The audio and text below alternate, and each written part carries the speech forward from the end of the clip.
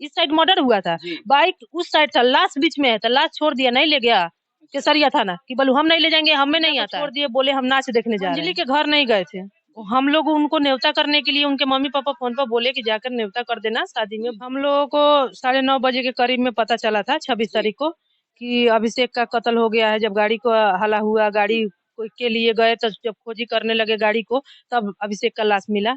तब पता चला कि अभिषेक का कत्ल हो गया।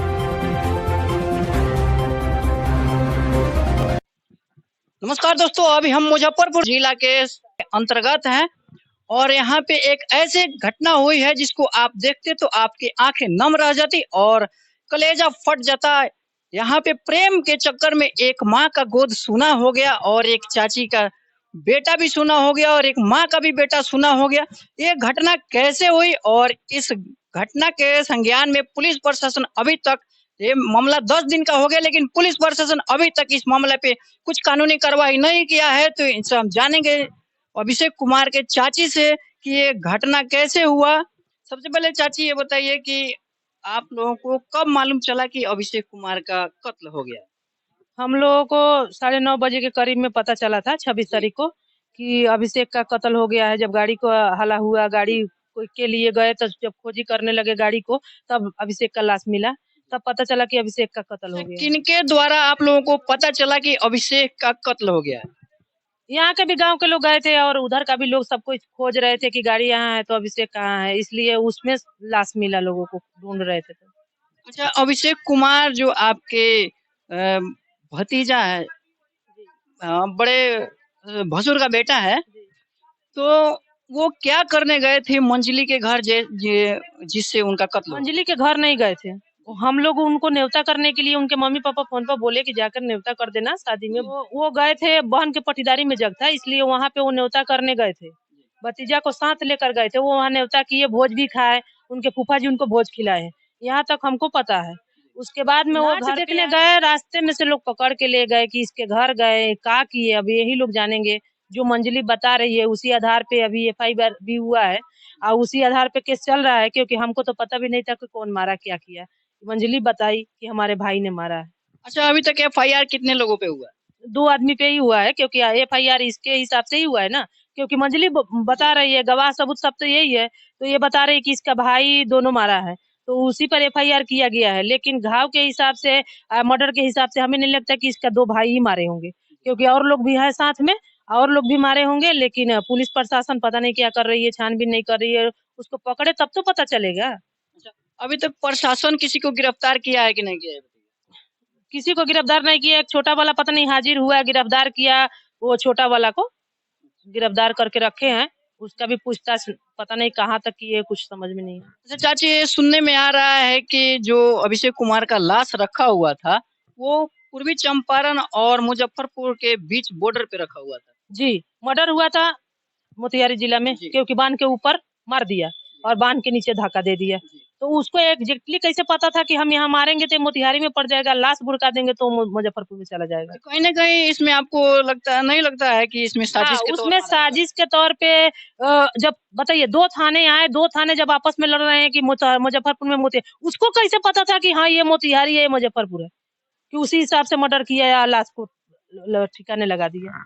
नीतीश कुमार जी, आप देखिए कि ये एक तो घटना मर्डर हो जाता है 2 बॉर्डर के बीच में, 2 जिला के बॉर्डर के बीच में, लेकिन प्रशासन का ये घिनौना हरकत देखिए कि लाश उठाने के बजाय और इन परिवारों को न्याय दिलाने के बजाय आपस में दोनों थाना भिड़ गया कि लाश हमारे में नहीं है, लाश हमारे में नहीं है, हम नहीं ले जाएंगे तो हम नहीं ले जाएंगे, और इस मामला को 10 दिन हो गया। अच्छा, और क्या हुआ? और बताइए क्या हुआ। फिर ये साहेबगंज थाना गई तो बोली कि लाश ठीक है मुजफ्फरपुर में हो सकता है, लेकिन मर्डर तो मोतिहारी में हुआ है, तो आप लोग केसरिया थाना को बुलाइए। तो फिर केसरिया थाना को फोन किया गया, वो 5 घंटा पे आया। लोग राह देख रहे हैं लाश लेकर के वहीं पे, फिर 5 घंटा पे वो आया, फिर बोल रहा है नहीं हमारे में मर्डर नहीं, आप में है ऐसा। फिर साहेबगंज थाना थोड़ा धमकाया, बोला कि हम सिकड़ अब डाल के नहीं नापेंगे ना। तो फिर साहेबगंज थाना लाश लेकर गई और वो केस हैंड ओवर किया, सारे सबूत लेकर गए। देखिए बाइक इस साइड था, इस साइड मर्डर हुआ था, बाइक उस साइड था, लाश बीच में है, तो लाश छोड़ दिया, नहीं ले गया केसरिया थाना कि बोलू हम नहीं ले जाएंगे, हमें नहीं आता है। और बाइक उस बांध पे था तो बाइक लेके चला गया। जब बाइक लेकर चला गया लेकिन लाश इस तरफ था तो लाश नहीं, नहीं, लाश नहीं लेके गया। और मर्डर पूर्वी चंपारण में हुआ था, हाँ, केसरिया थाना में जो पूर्वी हाँ, चंपारण पड़ता है। मुजफ्फरपुर में बाइक लगा हुआ था, जी। बाइक केसरिया थाना लेकर गई। मुजफ्फरपुर में लड़की आई थी, मेरे पास छोड़कर चली गई। ठीक है, अब बाकी बाइक लगा हुआ था मुजफ्फरपुर में, वो लेकर चली गई। समझ में नहीं आता है केसरिया थाना थाना है कि जेल खाना है, पता नहीं, समझ में नहीं आता। अच्छा, जब पुलिस 5 घंटा लेट आई केसरिया थाना, तो इसमें आप लोगों को नहीं लग रहा है कि प्रशासन भी मिली-जुली हुई है? प्रशासन मिली थी तब उसी समय पता चल गया था, क्योंकि मर्डर केस है ना, मर्डर केस में तो कोई भी पुलिस सुनते ही एकदम पूरा एकदम।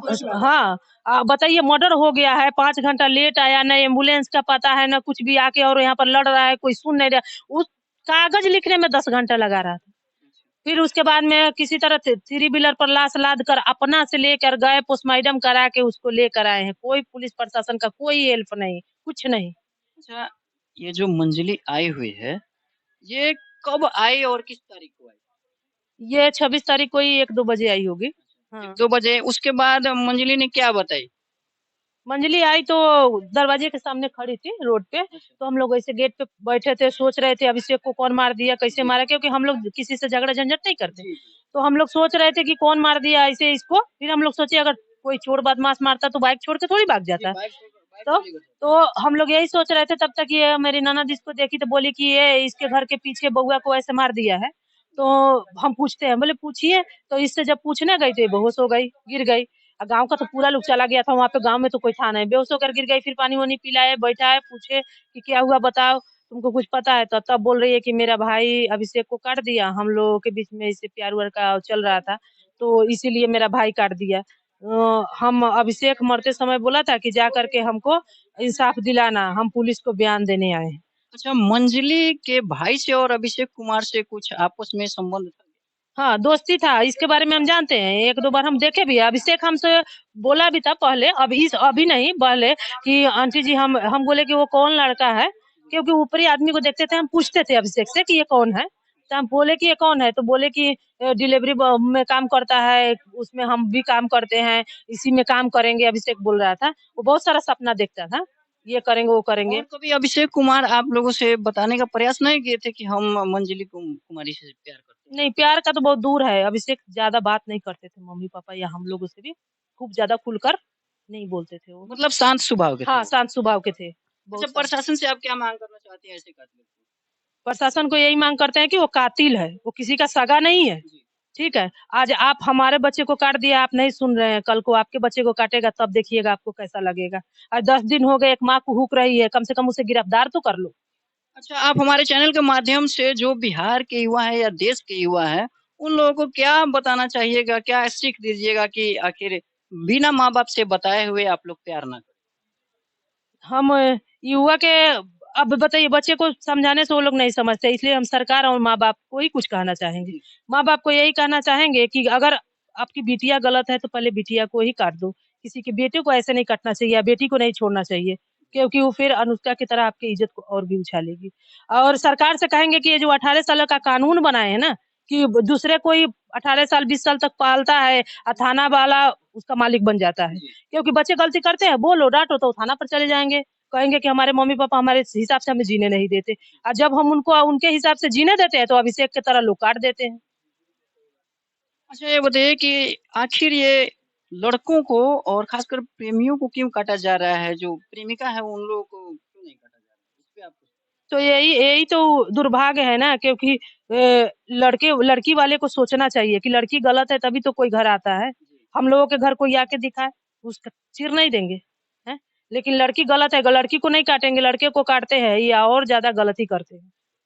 अगर बिहार के युवा हमारे वीडियो को देख रहे होंगे तो आप लोग समझ जाइए और प्यार करते हैं तो सावधान हो जाइए, क्योंकि कहीं न कहीं देखने को मिल रहा है कि केवल प्रेमी का हत्या हो रहा है।